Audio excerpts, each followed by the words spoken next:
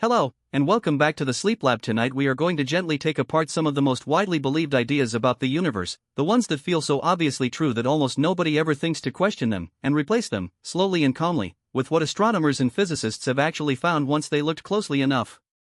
None of what we call lies tonight were ever told maliciously. They are simply the natural, understandable conclusions a person reaches when judging the universe using only what their own eyes and their own everyday intuition can offer, conclusions that felt entirely reasonable for most of human history, right up until better instruments, better mathematics, and centuries of patient observation revealed a cosmos considerably stranger, and in some ways gentler, than the one common sense had quietly assumed all along. Tonight we're going to walk through 13 of these cosmic misconceptions, one at a time, unhurried, each one a small, quiet correction to the picture of the universe most of us have been carrying around, usually without ever noticing we were carrying it at all. There is nothing to memorize tonight. Nothing to solve. Just the slow, calming pleasure of watching a familiar picture of the sky quietly redraw itself into something closer to the truth. It's worth pausing for a moment on why the universe seems to accumulate so many of these gentle misconceptions in the first place, more so than almost any other area of science. Astronomy sits in a genuinely unusual position among the sciences, studied primarily through observation from an enormous distance rather than through direct, hands-on interaction the way a biologist might handle a specimen or a chemist might mix reagents in a lab. Everything we know about stars, galaxies, and the fundamental structure of the cosmos has been pieced together patiently, indirectly, through careful analysis of light, gravity, and mathematics, across centuries of accumulated observation, meaning our first, instinctive impressions of the sky, formed simply by looking upward with the naked eye, were never really built to match the far stranger reality eventually uncovered through telescopes, spectrometers, and careful physics. This isn't a flaw in human perception so much as a genuinely understandable mismatch of scale. Our minds evolved to navigate a world of medium-sized objects at ordinary earthly distances, never quite built to intuitively grasp distances measured in trillions of miles or timescales measured in billions of years. Tonight's corrections, then, aren't really about anyone having been foolish for believing the more familiar version. They're simply an invitation to gently update that first, instinctive impression with what centuries of careful, patient looking have since revealed underneath it. If this kind of journey is worth your time, a like, a subscribe, or a thought left below helps this small lab keep its lights on for other sleepy minds finding their way here. But for now, there is nothing you need to do except settle in, let your body grow heavy, and let the truth about the universe drift gently over you instead. Let's begin. When you look up at a clear night sky and pick out a familiar constellation, it feels entirely natural to assume you're seeing those stars exactly as they exist at this very moment, fixed points of light occupying the positions they presently hold in space. This feels true because light appears to travel instantaneously in ordinary daily experience, arriving from a lamp or a screen with no perceptible delay at all. But light, however fast it travels, is not instantaneous, and across the genuinely enormous distances separating us from even the nearest stars, that finite speed becomes impossible to ignore. Light travels at roughly 186,000 miles per second, breathtakingly fast by any earthly standard, yet the nearest star system beyond our own sun, Alpha Centauri, sits so far away that its light still takes over 4 years to reach us, meaning the star you might glimpse in that direction tonight shows you Alpha Centauri as it existed more than 4 years ago, not as it exists at this present instant. For stars considerably farther away, the delay stretches into hundreds, thousands, or even millions of years, meaning much of what fills a clear night sky is, in the most literal sense, ancient history rather than a live broadcast, light that departed its source long before tonight, sometimes long before you yourself were even born, only now completing its long journey across the emptiness between stars to finally reach your eyes. This means, quite remarkably, that a small number of the faint points scattered across tonight's sky may not even exist anymore in the present moment at all, having already changed, dimmed, or in rare cases ended their stellar lives sometime during the vast stretch of time their light has spent traveling toward Earth, with news of that ending itself still centuries or millennia away from ever reaching us. The night sky, in other words, was never really a single, unified snapshot of the present universe. It is something considerably stranger and more beautiful, a patchwork window assembled from thousands of different moments in the past, each star's light carrying its own separate, individual delay, layered together into the one sky we happen to glance up and see tonight. This delayed light phenomenon becomes even more striking, and considerably more useful to science, once astronomers point their instruments toward objects far more distant than any individual star visible to the naked eye. When the most powerful telescopes capture images of extremely distant galaxies, they are not merely photographing far-off places, they are photographing far-off times, effectively looking backward across billions of years of cosmic history simply by looking sufficiently far outward across space.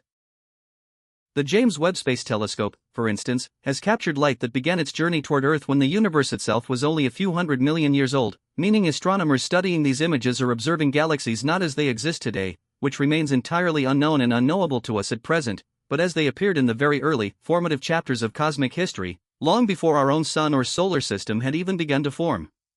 This transforms the practice of astronomy into something considerably stranger than simply mapping where things currently are. It becomes, in a very real and literal sense, a form of time travel performed entirely through careful observation, allowing scientists to study the universe's own distant childhood simply by looking far enough away, using the finite speed of light not as a limitation to work around, but as a genuinely remarkable tool for peering directly into the past. Popular culture has firmly established the idea that space is utterly, completely silent, an idea reinforced by countless films that, somewhat ironically, still fill their space scenes with dramatic explosion sound effects while claiming scientific accuracy elsewhere. The reasoning behind space's silence is genuinely correct as far as it goes. Sound, unlike light, is a mechanical wave, meaning it requires some kind of physical medium, like air or water, whose molecules can actually vibrate and bump against one another to carry the wave forward.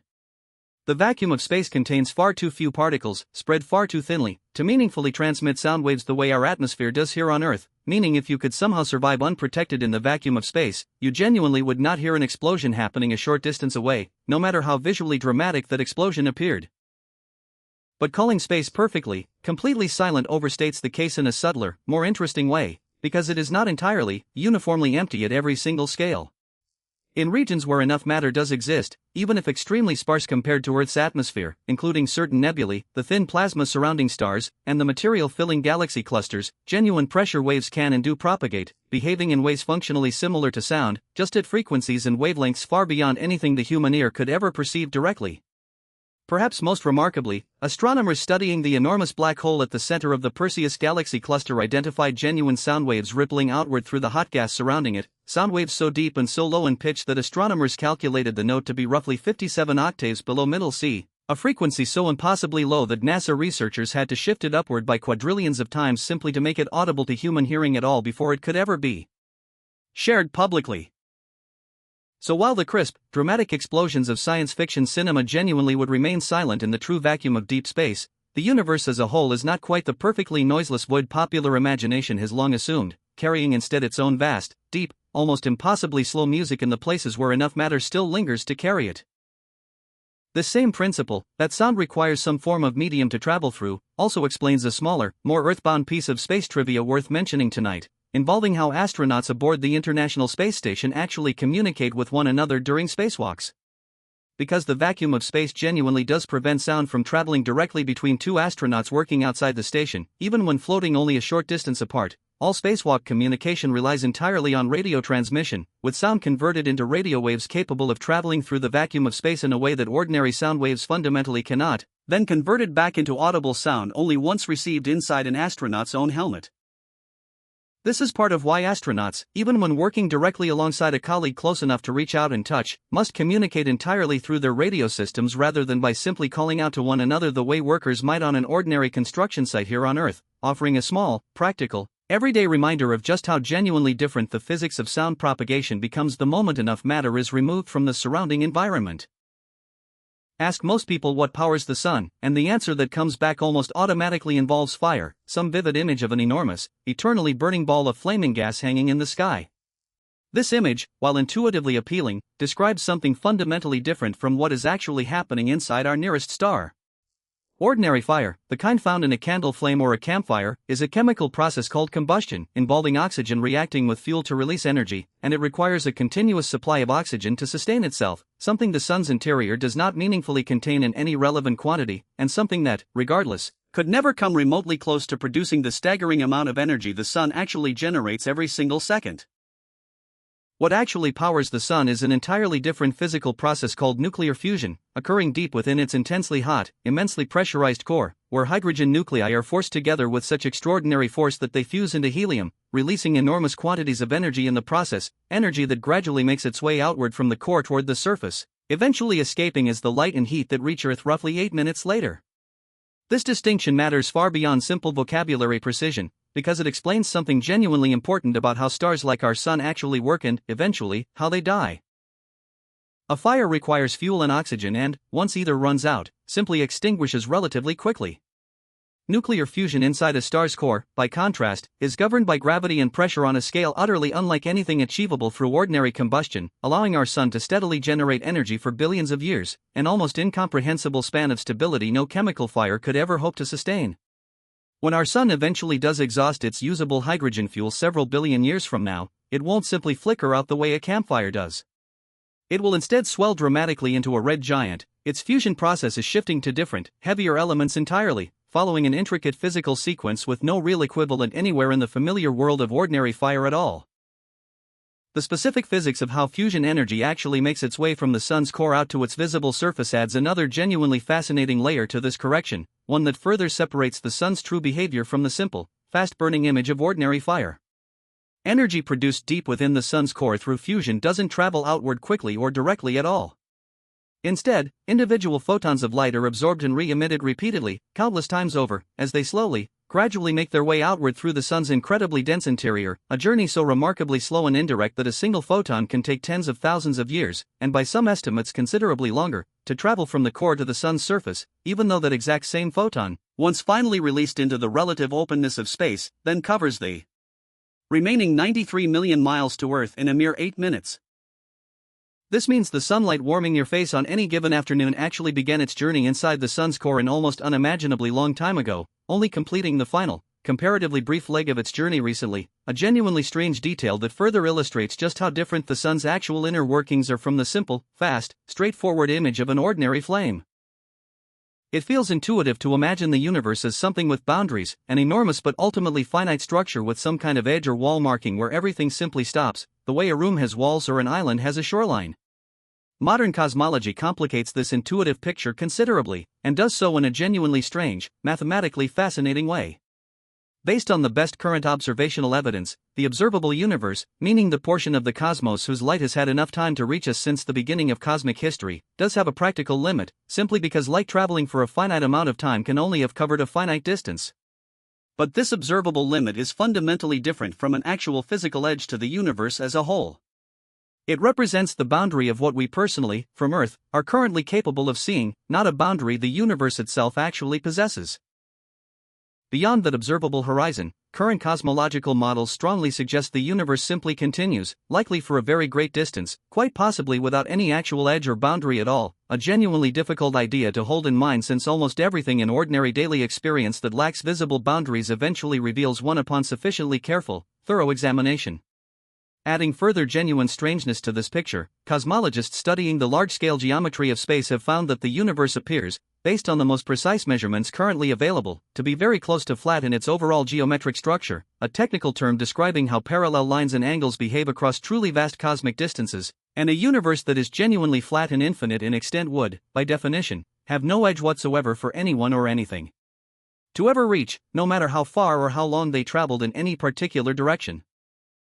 This means the popular, intuitive picture of the universe as a finite bubble floating within some larger, undefined emptiness beyond it may not accurately describe reality at all, replaced instead by a considerably stranger, more genuinely difficult idea, a universe that might, in the most literal mathematical sense, simply go on, without any true edge or boundary anywhere, forever.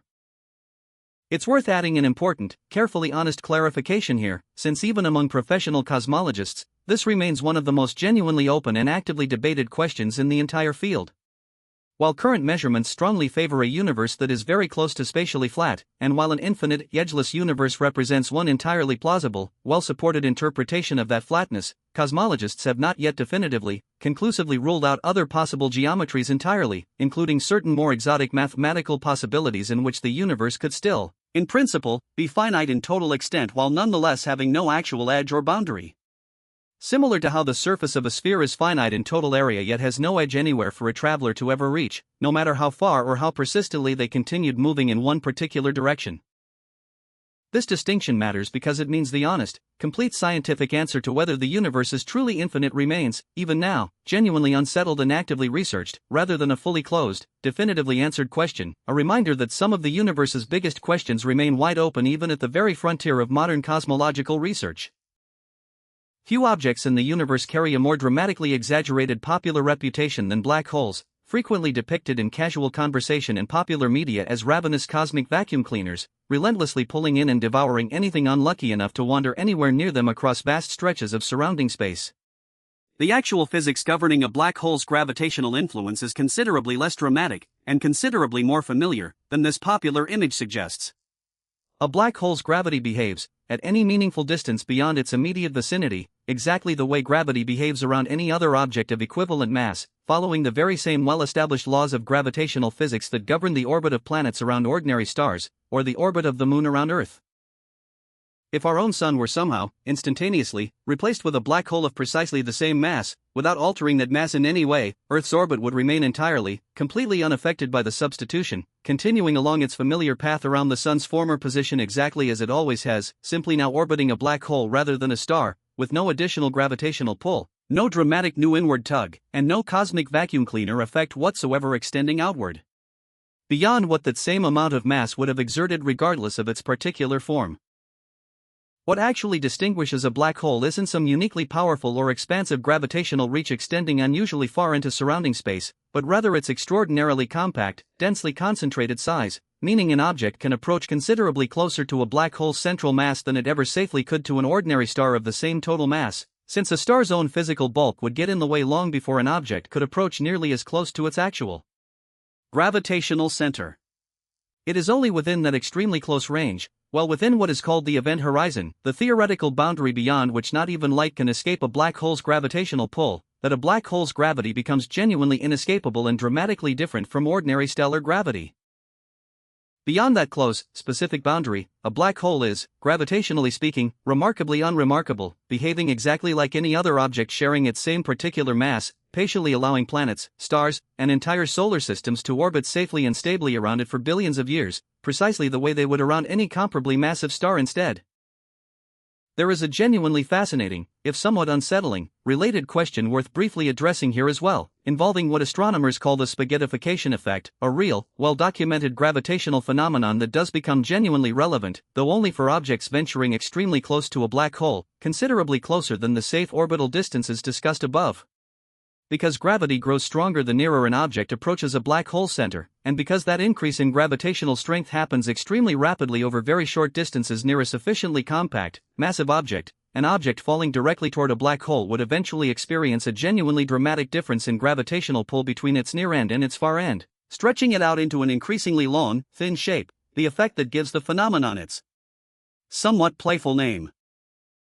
Importantly, this dramatic stretching effect only becomes significant extremely close to a black hole's event horizon, meaning it has absolutely no bearing whatsoever on the ordinary, stable, perfectly safe orbits maintained by planets and stars sitting at any reasonable distance, further reinforcing the broader point that a black hole's true danger is concentrated almost entirely within an extremely small, specific region immediately surrounding it, rather than radiating outward as some kind of expanding, ever-present cosmic threat. Almost everyone has seen footage of astronauts floating weightlessly inside the International Space Station, drifting gently through the cabin in a way that seems, at first glance, to offer obvious visual proof that gravity simply doesn't exist once you leave Earth's atmosphere behind.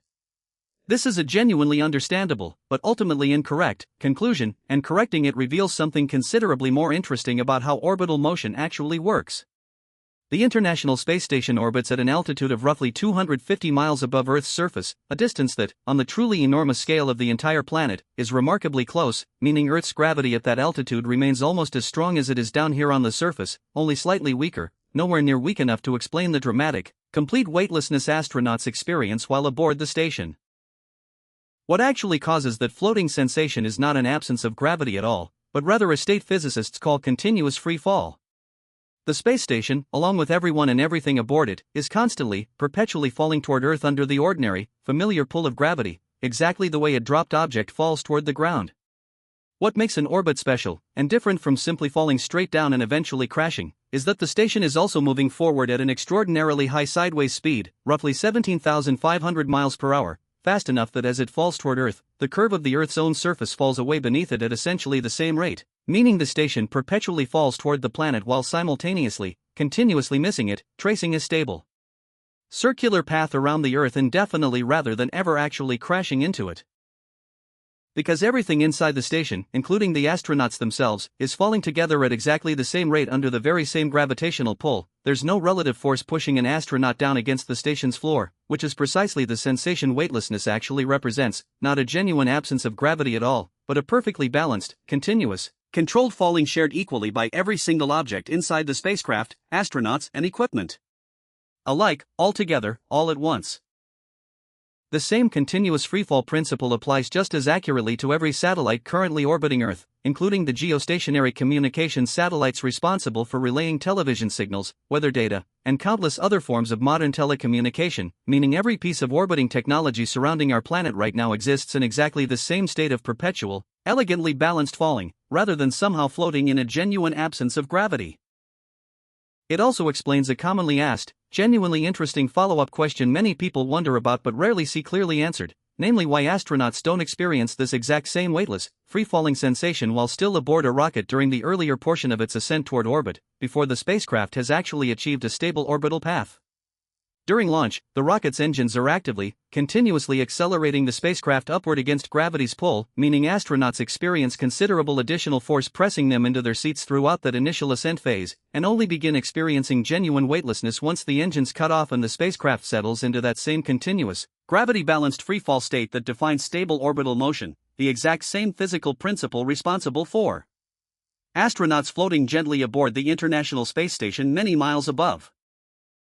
It is entirely true that observers on Earth only ever see the same familiar face of the moon, night after night, year after year, an accurate observation that has led countless people to a very natural, but ultimately mistaken, conclusion that the moon simply doesn't rotate on its own axis at all, remaining perfectly still in that regard while it orbits our planet. In reality, the moon does rotate, completing one full rotation on its own axis in almost exactly the same amount of time it takes to complete one full orbit around Earth, a phenomenon astronomers call tidal locking. This precise, elegant synchronization between the moon's rotational period and its orbital period is the actual reason we only ever see one familiar side, not an absence of rotation, but a rotation so perfectly matched to its orbital timing that the same lunar hemisphere continuously, permanently faces Earth throughout the entire orbit. Tidal locking itself arises from a genuinely fascinating gravitational interaction that unfolded gradually over an immense span of geological time. Earth's gravity exerts a stronger pull on whichever portion of the moon happens to be nearest to us at any given moment compared to the portion farther away, creating a subtle but persistent gravitational stretching effect, a tidal bulge, that very gradually, over many millions of years, slowed the moon's original rotation until it eventually locked into perfect synchronization with its orbital period, a stable, self-reinforcing configuration that, once achieved, tends to persist indefinitely afterward. The same fundamental process, tidal locking, is remarkably common throughout our solar system and beyond it, having similarly synchronized the rotation of many other moons orbiting other planets, and is expected to occur in numerous planets discovered orbiting other distant stars as well, particularly those orbiting very close to their host star, meaning the moon's seemingly still, unmoving face was never actually a display of stillness at all, but rather the visible result of one of the most quietly common, genuinely elegant gravitational relationships found throughout the entire universe. The same tidal locking process means there does technically exist a portion of the moon permanently hidden from Earth's view, popularly, if somewhat inaccurately, nicknamed the dark side of the moon, a phrase that has unfortunately misled many people into imagining that half of the moon exists in permanent, unbroken darkness, when in reality it receives sunlight in exactly the same pattern and duration as the near side we're familiar with, simply never facing Earth directly during that illumination. A more accurate term astronomers actually prefer is the far side of the moon, which remained completely unphotographed and genuinely unseen by any human being throughout the entirety of human history until 1959, when the Soviet Luna 3 spacecraft became the first mission to successfully capture images of this permanently hidden hemisphere, revealing a surface noticeably different in appearance from the familiar near side, considerably more heavily cratered and containing far fewer of the large, dark volcanic plains, called Maria, that give the near side's familiar face much of its distinctive, recognizable pattern. The idea that time can pass at a different rate for astronauts in orbit compared to people remaining on Earth is genuinely, remarkably true, confirmed through both careful theoretical prediction and direct experimental measurement using extraordinarily precise atomic clocks. The common misconception isn't that this effect exists at all, but rather in why people often assume it happens, frequently attributing it, understandably but incorrectly, to the weightless conditions astronauts experience while orbiting. The actual explanation traces back directly to Einstein's theory of relativity, and involves two genuinely separate, independent relativistic effects working simultaneously, sometimes in opposing directions. The first effect, called time dilation due to relative velocity, arises because the International Space Station travels at an extremely high orbital speed relative to Earth's surface, and according to relativity, time genuinely does pass slightly more slowly for anything moving at high velocity relative to a slower moving observer, meaning astronauts aboard the station experience time passing very slightly slower than people on Earth simply because of how fast the station itself is traveling through space. The second effect, called gravitational time dilation, works in the opposite direction entirely, arising because time actually passes slightly faster the farther an object sits from a strong source of gravity, meaning the station, being farther from Earth's center of mass than the planet's surface, experiences time passing very slightly faster purely due to this reduced gravitational influence at that particular altitude. For the International Space Station's specific altitude and orbital speed, the velocity-based effect, which slows astronauts' time down, turns out to be slightly stronger overall than the gravity-based effect, which speeds their time up, meaning astronauts aboard the ISS do experience time passing marginally slower than people on Earth's surface, but only by an almost unimaginably tiny amount, roughly a fraction of a second across an entire 6-month mission, an effect real and precisely measurable using sufficiently sensitive instruments, yet far too small to be perceived by an astronaut's own subjective experience, and arising specifically from these two competing relativistic effects working together, rather than from anything to do with the simple physical weightlessness astronauts happen to experience while orbiting. The same relativistic time dilation, confirmed so precisely through astronaut experience, also plays a genuinely practical, everyday role considerably closer to home than most people realize, embedded quietly within the global positioning system technology relied upon by billions of smartphones and vehicles worldwide. GPS satellites orbit at a considerably higher altitude than the International Space Station, meaning the gravitational time dilation effect, which speeds their clocks up, dominates more strongly over the velocity-based effect, which slows their clocks down, resulting in GPS satellite clocks actually running measurably faster overall than identical clocks here on Earth's surface, by roughly 38 microseconds per day, an amount that sounds vanishingly small yet would, left uncorrected, accumulate into positioning errors of several miles within just a single day of normal operation. Engineers designing GPS systems must therefore deliberately, carefully build these precise relativistic corrections directly into the satellite's onboard timing calculations, meaning every single time a smartphone successfully pinpoints your location for navigation, it is quietly, invisibly relying on the exact same relativistic principles responsible for astronauts aging ever so slightly differently than the rest of us down here on Earth's surface.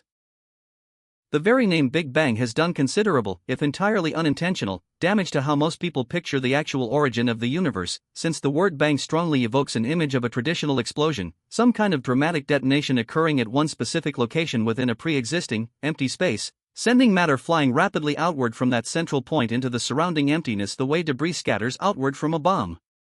This picture, while genuinely intuitive and understandable, differs quite significantly from what cosmologists actually mean when they describe the Big Bang. According to the best current cosmological models, the Big Bang did not represent an explosion occurring within pre-existing space at all.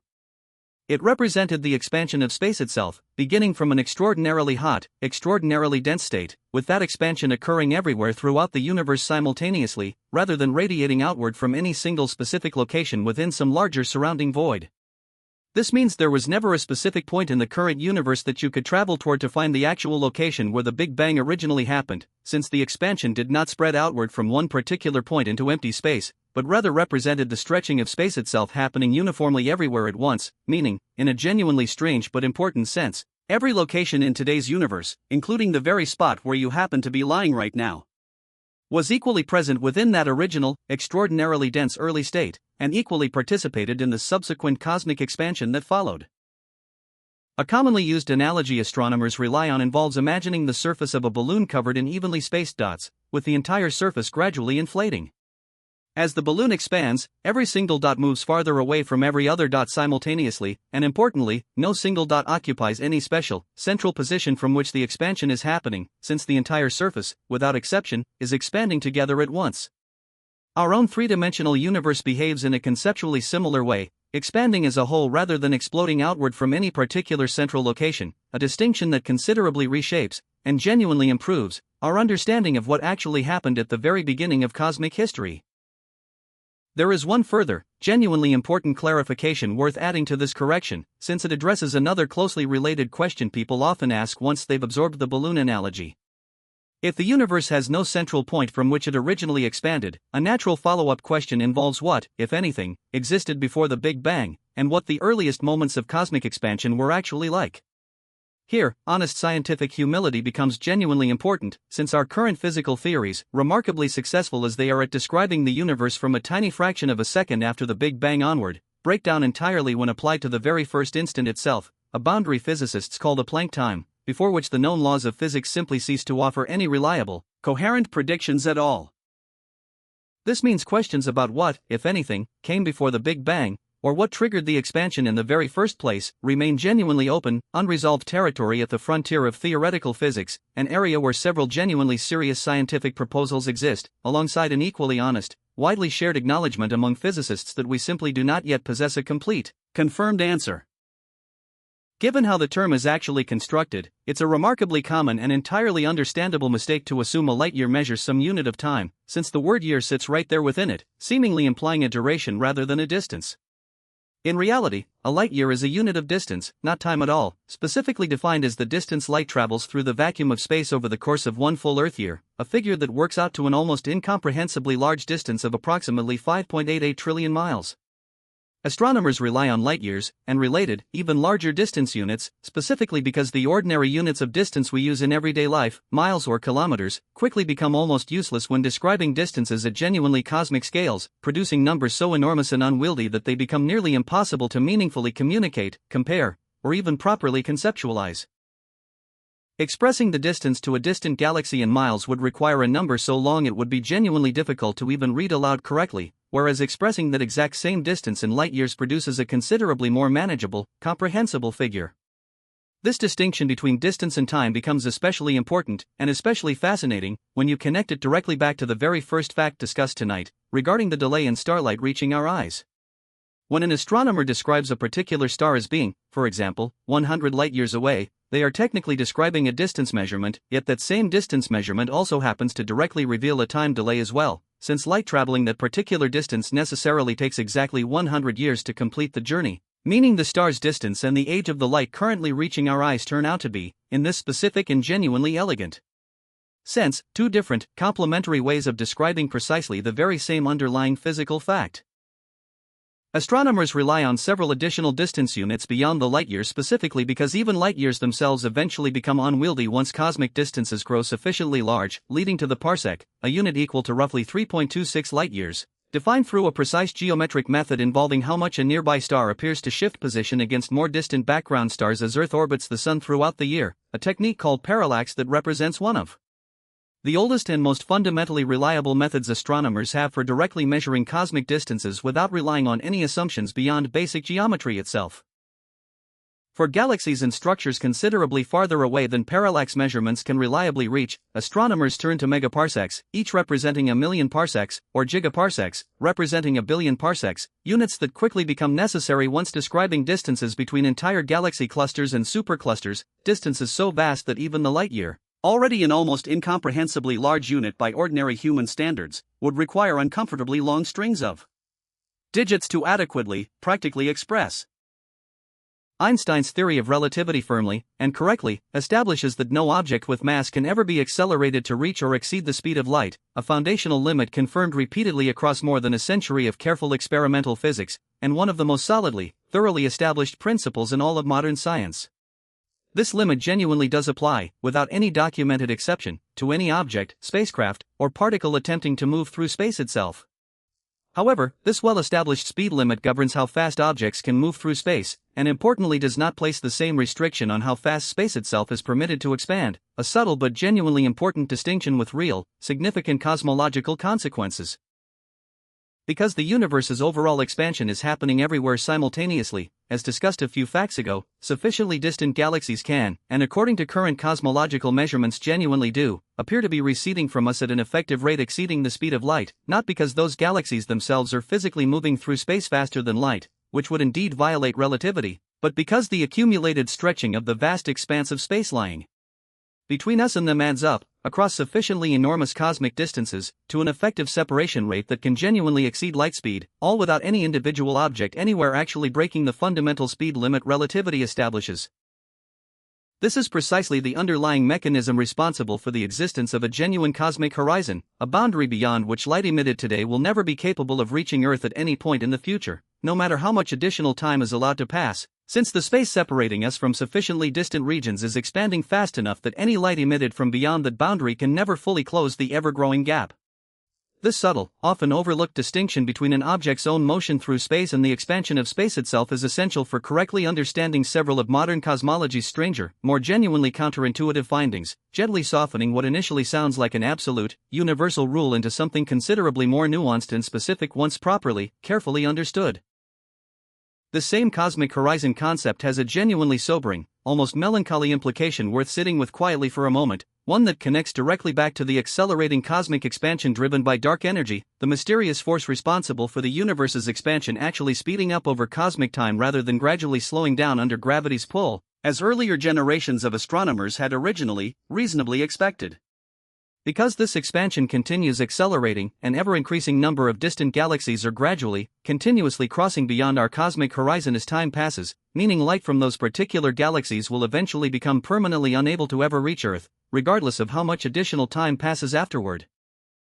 Over an almost unimaginably long future timescale, stretching across trillions of years, this process would eventually leave any far future civilization residing within our own galaxy essentially isolated, observationally unable to detect any other galaxies at all beyond their own immediate galactic neighborhood, the surrounding universe having gradually, permanently receded beyond the reach of any possible future observation, a genuinely strange and quietly profound reminder that the richly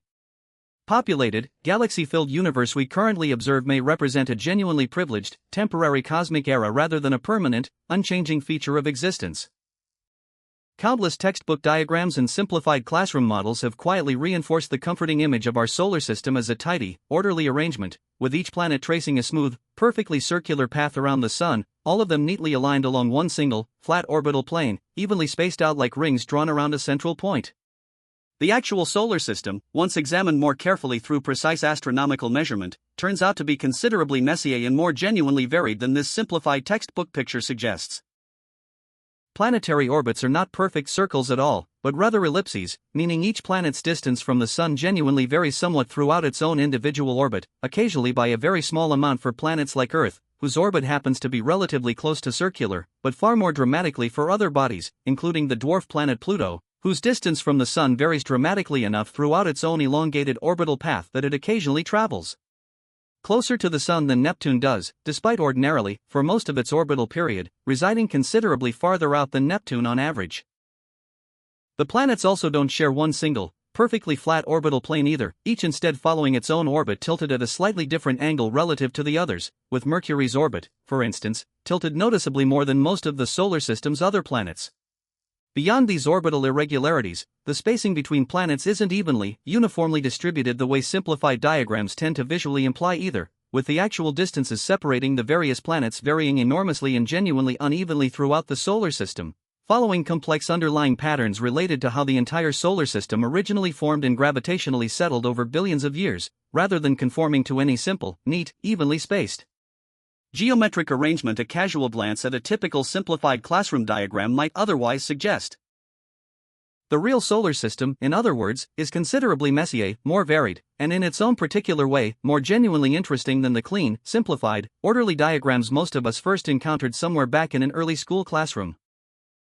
The same underlying real, tilted, elliptical complexity extends well beyond the 8 recognized planets themselves, into the sprawling and genuinely chaotic outer regions of our solar system that simplified diagrams almost always omit entirely. Beyond Neptune lies the Kuiper Belt, a vast, disc-shaped region containing countless icy bodies, including Pluto, following orbits considerably more varied and inclined than the main planets, and even farther out, astronomers hypothesize the existence of the Oort cloud, an enormous, roughly spherical shell of icy debris believed to surround the entire solar system at a distance so vast it may extend nearly halfway to the nearest neighboring star system, a genuinely three-dimensional structure. Entirely unlike the flat, tidy ring implied by most simplified solar system diagrams. Comets with extremely long orbital periods, some taking many thousands of years to complete a single orbit around the Sun, are believed to originate from this distant, spherical cloud, occasionally nudged inward by the gravitational influence of passing stars or the combined pull of the greater galaxy itself, arriving into the inner solar system from seemingly random directions entirely, a pattern of origin that would make no sense at all if our solar system truly resembled the flat, orderly, two-dimensional disk most textbook illustrations have quietly encouraged us to imagine. We close tonight with a final, and perhaps the most quietly profound, correction of all, one that reframes not a specific fact about stars or planets, but the entire relationship between yourself and the cosmos surrounding you. It is easy, almost automatic, to think of the universe as something distant and separate, an enormous backdrop existing somewhere far outside your own body, your own life, your own immediate, personal existence, an object you simply observe from a comfortable, considerable distance rather than something you are, in any genuine sense, actually part of. Modern astrophysics reveals something quietly remarkable that directly, meaningfully challenges this comforting sense of separation. Every atom of carbon inside your body, every atom of oxygen you breathe, every atom of calcium forming your bones, and every atom of iron carried within your blood, was forged deep inside the core of a star that lived and died long before our own solar system ever formed, elements created through the same fundamental process of nuclear fusion discussed earlier tonight, elements that were subsequently, violently scattered across space when those ancient stars eventually exhausted their fuel and exploded as supernovae, seeding the surrounding cosmos with the heavier elements necessary for planets, and eventually life itself, to later form. This is not merely a poetic metaphor loosely inspired by astronomy. It is a precise, well-established, and thoroughly confirmed scientific fact, verified repeatedly through careful spectroscopic analysis comparing the specific chemical composition of stars, meteorites, and living organisms here on Earth. The hydrogen present within every water molecule inside your body traces its origin back even further still, formed in the earliest moments following the Big Bang itself, making it, in the most genuinely literal sense available to modern science, older than every star, every galaxy, and every planet that has ever formed throughout the entire history of the universe. You are not, in other words, a small, separate observer quietly watching the universe unfold safely from a comfortable distance. You are, quite literally, assembled directly from its own material, forged inside its stars, scattered across its vast distances, and gathered together, here and now, into the particular shape currently reading, or rather, listening to, these very words. This idea, sometimes described using the phrase Stardust, first entered widespread public awareness through the astronomer Carl Sagan, who spent considerable effort throughout his career helping the public genuinely grasp, rather than merely poetically gesture toward, the actual scientific weight behind this connection. The specific proportions of different elements found within the human body offer a genuinely striking way to appreciate just how literally, precisely true this stellar origin actually is.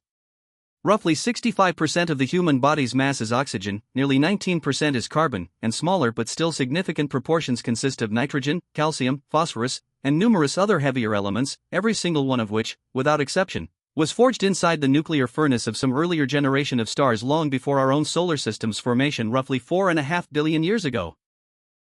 Only hydrogen, and a small amount of helium and lithium, trace their origin back to the Big Bang itself rather than to stellar fusion, meaning the overwhelming majority of your body's actual physical mass, by weight, consists of elements that simply did not exist anywhere in the universe during its earliest chapters, only coming into being later, gradually, patiently, inside the cores of stars that lived, and eventually died, long before you, or Earth itself, ever came into existence at all.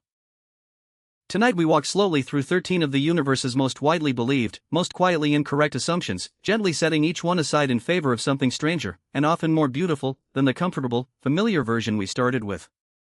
We learned that the night sky is less a single present snapshot and more a patchwork of countless different moments in the past, and that space, while genuinely silent in the way explosions are commonly portrayed, still carries its own vast, impossibly deep music in the places where enough matter remains to carry it. We corrected the sun's fiery reputation, replacing ordinary fire with the quiet, immense power of nuclear fusion, and we sat with the genuinely strange possibility that the universe may have no edge at all for anything to ever reach. We softened black holes' fearsome reputation into something considerably calmer and more familiar, and we replaced astronauts' apparent weightlessness with the elegant physics of continuous, perfectly balanced falling. We watched the moon's still face reveal itself as motion rather than stillness, and we untangled two competing relativistic effects quietly, precisely reshaping astronauts' experience of time in orbit. We released the Big Bang from the burden of being an explosion at all, and we clarified exactly what a light year actually measures, and what it quietly reveals about the age of starlight itself. We discovered the subtle, genuinely important difference between an object's own motion and the expansion of space surrounding it, and we replaced the solar system's tidy textbook diagram with something messier, more varied, and more true. And we ended, as these journeys sometimes do, somewhere considerably more personal than where we began, with the quiet, thoroughly confirmed reminder that you yourself are built directly from the same stellar material scattered across the cosmos billions of years ago, not a separate observer of the universe at all, but one of its own countless quiet expressions, here, now, resting. If tonight's journey through the universe's biggest lies was worth your time, a like, a subscribe, or a thought left below helps the Sleep Lab stay open for the next curious, sleepy mind who finds their way here. And if you're still awake, there's another story waiting just beyond this one, whenever you're ready for it. But for now, let your thoughts settle the way starlight settles after its long, patient journey, arriving softly, without hurry, exactly when it's meant to. Let your body grow heavy. Let your breathing slow. Sleep well. And good night.